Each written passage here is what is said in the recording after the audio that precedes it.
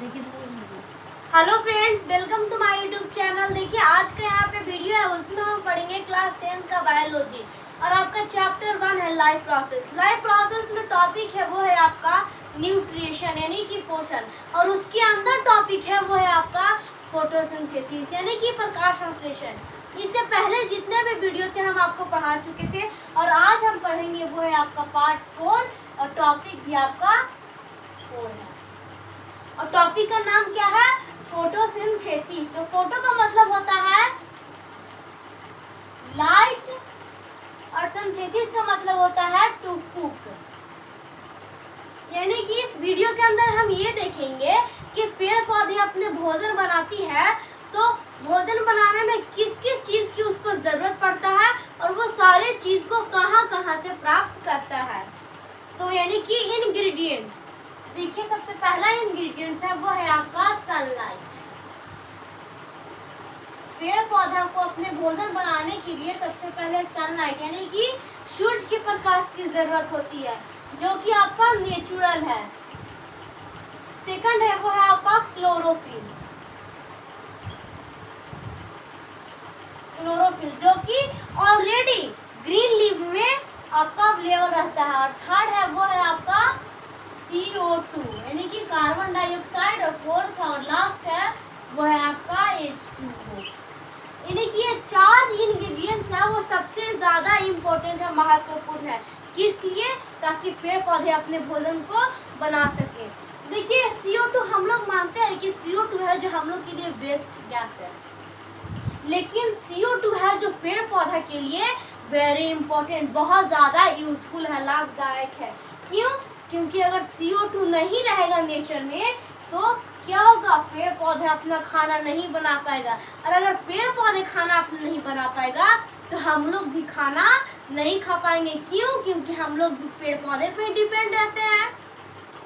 इसीलिए CO2 बहुत ज़्यादा ज़रूरी है ताकि पेड़ पौधा अपना खाना बनाए, और पेड़ पौधा खाना बनाता है तभी हम लोग अपना पेट पूजा करते हैं, अपना पेट भरते हैं। फिर देखिए H2O यानी कि जल। तो पेड़ पौधा अगर दाल बनाएगा तो सूखे सूखे थोड़ी बनाएगा, उसमें तो पानी तो चाहिए ही।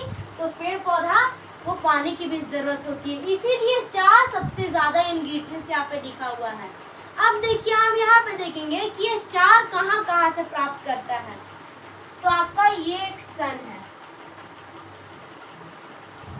सपोज दैट आपको सिर्फ मानना है कि ये सन है, ओके। सन है यहाँ पे, ये आपका एक, और यहाँ पे आपका एक लीफ हम बना देते हैं यानी कि पत्ता। आप लोग देखे ही होंगे पत्ता को कैसा रहता है वो। यह आपका सन है और यह आपका लीफ है। तो सबसे पहले क्या करता है? Trapping of light. Trapping of light. जब सूरज का प्रकाश है जो यहाँ से आता है, आपका सूरज का प्रकाश आता है, तो सूरज प्रकाश को कौन प्राप्त करता है यानी कि अपने तरफ कौन खींचता है? आपका जो लीफ में क्लोरोफिल उपस्थित होता है वो क्या करता है? सनलाइट को अपने तरफ अपने अंदर कैप्चर करता है, ताकि ये जब पेड़ पौधा खाना बनाए तो उसमें ये क्लोरोफिल को यानी कि सनलाइट को दे कि तुम इससे खाना बना सकते हो। तो ट्रैपिंग ऑफ लाइट किसके द्वारा सनलाइट को ट्रैप किया गया? तो बाय क्लोरोफिल। तो हम यहाँ पे क्या लिखेंगे? Trapping of light by chlorophyll, okay. अब सेकंड है वो है आपका कन्वर्जन ऑफ लाइट।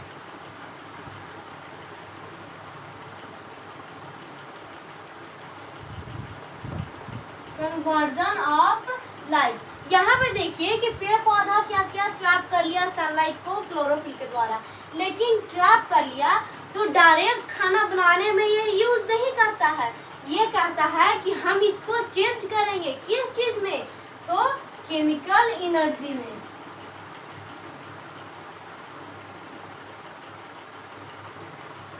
और वो आपका केमिकल एनर्जी है क्या? केमिकल एनर्जी है वो है आपका, यहाँ पर लिख देती हूँ C6H12O3। इट इज आप केमिकल एनर्जी, ये आपका क्या है, केमिकल एनर्जी है। और देखिए थर्ड है वो आपका इंग्रेडिएंट्स क्या है, CO2 यानी कि कार्बन डाइऑक्साइड। तो थर्ड इंग्रेडिएंट्स आपका कार्बन डाइऑक्साइड है। तो यहाँ पे ये कार्बन डाइऑक्साइड को कहाँ से लेता है, तो एटमॉस्फेयर से, यानी कि वातावरण में जितने भी रहते हैं CO2 वो उसको अपने अंदर समाहित कर लेता है। पेड़ पौधा ने खाना बनाने में उसको प्रयोग में लाता है, CO2 फ्रॉम एटमॉस्फेयर। और फोर्थ और लास्ट है वो है आपका H2O। तो H2O कहाँ से प्राप्त करता है, तो H2O है यानी कि जल है, तो पेड़ पौधा जल को प्राप्त करते हैं H2O फ्रॉम सॉइल, यानी कि मिट्टी से प्राप्त करता है पेड़ पौधा जल को। यह आपका क्या हुआ, 4 इंग्रेडिएंट्स हो गया कि क्या क्या भोजन को जरूरत होती है और कहाँ कहाँ से लेता है। बट अब हम लोग क्या जानेंगे कि केमिकल एनर्जी तो ये है, लेकिन केमिकल एनर्जी का एक आपका केमिकल इक्वेशन होता है। तो वो केमिकल इक्वेशन क्या है, यहाँ पर लिख देती हूँ 6CO2 प्लस 6H2O।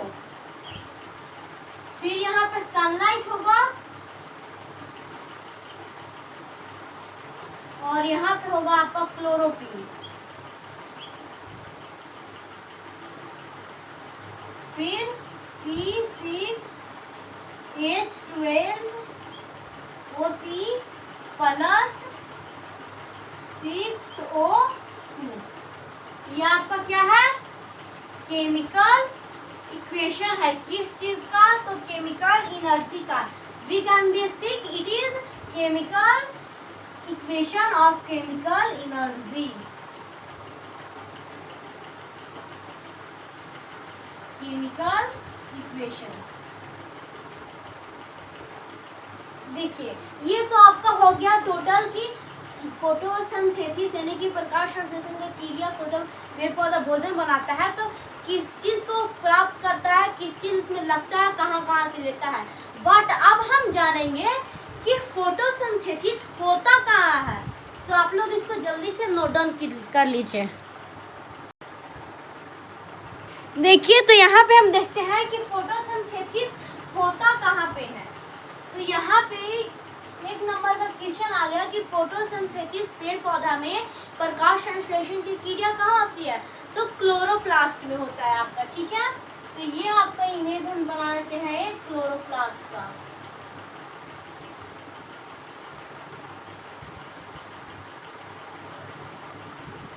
आपका ये क्लोरोप्लास्ट हो गया। ठीक है, तो क्या है आपका ये क्लोरोप्लास्ट, यानी कि हरित लवक। और क्लोरोप्लास्ट के अंदर होता है वो होता है सेल ऑर्गेनेल।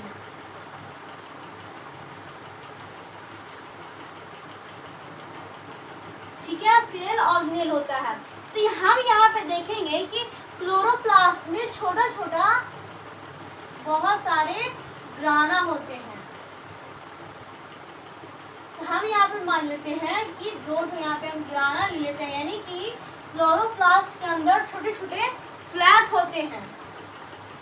इसको क्या बोलेंगे हम लोग, ग्राना। तो दो फ्लैट है, एक यहाँ बिल्डिंग है, एक ये बिल्डिंग है। तो इस बिल्डिंग के पीपल को अगर यहाँ पे जाना होगा तो कैसे जाएंगे, तो उसके लिए आपको यहाँ पे जगह बना दिया गया है, रास्ता ऐसे बना दिया गया है। और उस रास्ता का क्या नाम है, एस्ट्रोनोमा, एस्ट्रोनोमा लमेला। सॉरी, यह आपका हो गया कि फोटोसिंथेसिस होता है तो क्लोरोप्लास्ट में। अब हम देखेंगे कि पौधे कहाँ कहाँ से कच्ची सामग्री को प्राप्त करते हैं। तो यहाँ पे हम आपको लिख देते हैं, पहला है वो है आपका H2O फ्रॉम सॉइल। हम आपको अभी बताएं कि H2O यानी कि जल को सॉइल से प्राप्त करता है। और आपका सेकंड है वो है आपका CO2। एटमोस्फेयर, यानी कि वातावरण, हमारा इन्वायरमेंट है, उससे प्राप्त करता है CO2 को। एंड थर्ड है वो है आपका सनलाइट। तो सनलाइट कहाँ से प्राप्त करता है? तो सनलाइट फ्रॉम सन। और फोर्थ है वो है आपका कि क्लोरोफिल। तो क्लोरोफिल ऑलरेडी प्रेजेंट होता है लीव में। तो हम यहाँ पे लिखेंगे chlorophyll already present in leaf. Okay, हम यहाँ पे 4 यहाँ पे लिख दिए इम्पोर्टेंट रॉ मटेरियल्स। फिर देखिए अभी हम यहाँ पे आगे देखेंगे कि आपका ये सब प्रक्रिया होता है कहाँ। तो आप लोग इसको जल्दी से नोट डाउन कर लीजिए। तो यहाँ पे अब हम देखेंगे वो होगा आपका गैस एक्सचेंजेस इन प्लांट, यानी कि गैसों का आदान प्रदान कैसे होता है पेड़ पौधा में। Gas exchange in plant. तो यहाँ पे मान लीजिए यहाँ पे कि यहाँ पे ऐसे ये है, ठीक है। तो यहाँ पे एक आपका ये जो बीच वाला है, बीच वाला उसको हम लोग क्या बोलते हैं? होल, या फिर हम लोग पोर बोलते हैं इसको। होल या पोर आप दोनों में से कोई भी बोल सकते हो। और होल और पोर ये दोनों कहाँ स्थित होता है? तो स्टोमाटा में, यानी कि ये इमेज है वो किस चीज का है? स्टोमाटा का है। तो देखिए यहाँ पे हम आपको क्या बोला है कि गैस एक्सचेंजेस इन प्लांट, यानी कि गैसों का आदान प्रदान कहाँ होता है, कैसे होता है, तो किस किस प्रक्रिया के द्वारा होता है? तो स्टोमाटा में होता है, ठीक है। और ये है इधर वो है आपका गर्ड सेल्स, यानी कि स्टोमाटा के साथ भी गर्ड सेल्स रहता है। और गर्ड सेल्स क्या करता है? मॉनिटर करता है किस चीज को? तो आपका गैस एक्सचेंज करना है उस प्रक्रिया को। कहता है गर्ड सेल्स की अब तुम्हारा टाइम खत्म हुआ, अब तुमको गैस एक्सचेंज करने की जरूरत है। इसी वजह से गर्ड सेल्स मॉनिटर करता है कि तुमको अब खुलना चाहिए ताकि गैस आदान प्रदान हो सके, और तुमको अब बंद होना चाहिए ताकि गैसों का अंदर जाना बंद हो सके। यानी कि खोलना, यानी कि ओपनिंग और क्लोजिंग का कौन काम करता है? तो गर्ड सेल्स काम करता है। यहाँ पे हम एक ये बना लेते हैं छोटा सा इमेज आपका,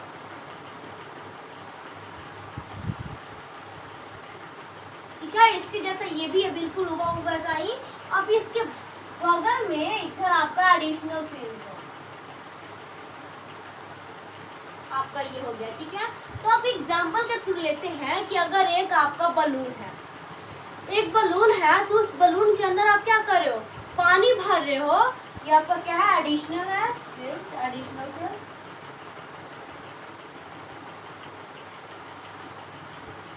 एडिशनल सेल्स, ओके। तो यहाँ पे आपका क्या है कि एक बलून है, तो बलून के अंदर आप पानी भर रहे हो, तो बलून क्या होगा? फूल जाएगा। तो अगर इधर से आपका एडिशनल सेल्स से अंदर आपका वाटर आ रहा है, इन कर रहा है, तो क्या होगा? ये फूल जाएगा, फूल जाएगा। तो आपका पोर है, यानी कि जो होल है वो क्या होगा? ओपन हो जाएगा। तो गैस क्या होगा? इसके अंदर चला जाएगा। बट अगर हम यहाँ पे ले लेते हैं, कैसा ही इमेज बना लेते हैं कि अगर वही वाला बलून में हम लोग क्या करेंगे, जो बलून आप लिए हुए थे वही वाला बलून को, कि हम लोग इससे जो वाटर है उसको हम लोग अंदर से बाहर कर देंगे।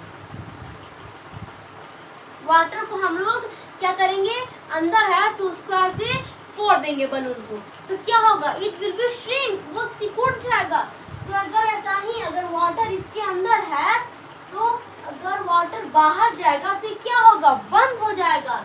यानी कि ये होल है, पोर है, वो आपका क्लोज हो जाएगा। तो गैस अंदर नहीं इंटर कर पाएगा। तो आप समझ गए होंगे कि गैसों का आदान प्रदान कैसे होता है। सो थैंक्स फ्रेंड्स, बस आज का वीडियो में इतना ही। अब हम मिलेंगे अगले वीडियो में और उसमें हम पढ़ेंगे न्यूट्रिशन इन अमीबा, यानी कि अमीबा में पोषण कैसे होता है। तो आप लोग इसका स्क्रीनशॉट ले लीजिए। थैंक्स।